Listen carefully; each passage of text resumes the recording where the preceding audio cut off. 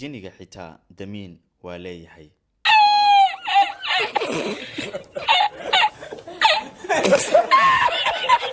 kulanti wacan oo wanaagsan daawadayaasha qiimaha iyo qadarinta inaga mudan meel walba oo aad caalamka ka joogtaan ku soo dhawaada Sayid Abu Media.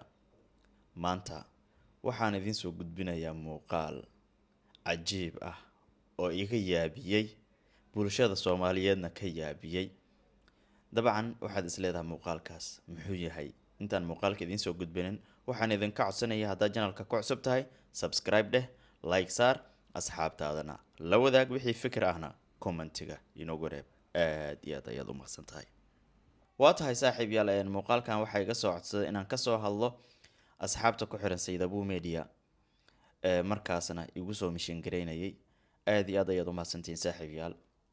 marka muuqaalkan waxa waaye gabar Soomaaliyeed oo markaas xanuunsanaysay waxaa loo geeyay Sheekh Rusheeye Yare oo aad wada taqaanaan.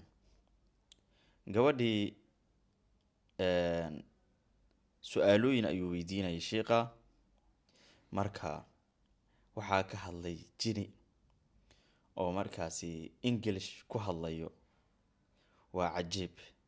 muuqaalkan waxaa la soo geliyay page uu leeyahay Farxaan Diraac oo ah turjuma oo filimada turjuma.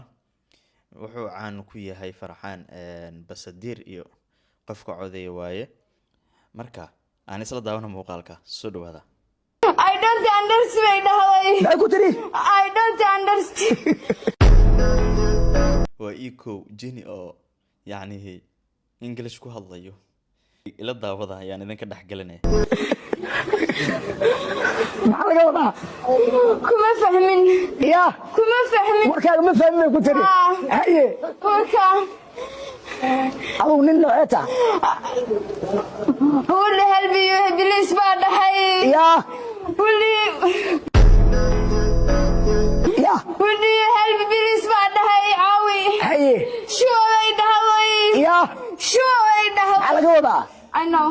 sheekha maxaa laga wadaa oo taagay jawaab sugay ma ogta. I know alla dhahay. I know.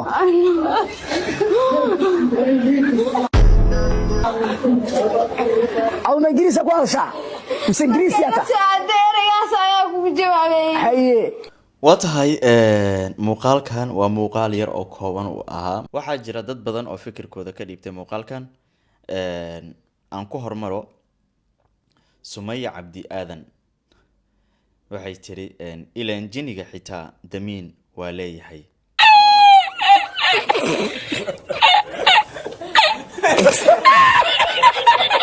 commentiga xiga Kaafiye M Hussein waxay tiri English jini wuu u eg yahay waxani English insi uma ekee.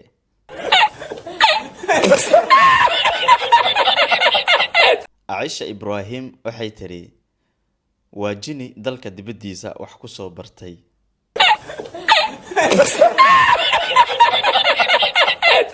commentiga afraad aan u guda galno Maxamed Hayd wuxuu yiri waa jini damiin ah oo al-abaadir wax ka soo bartay. commentiga xiga jinigan waa ma jeerteen suu suuroonay baan ka gartay.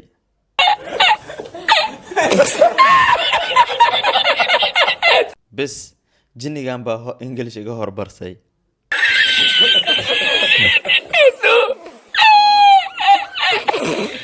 jini say wallahi ah ayaa galay.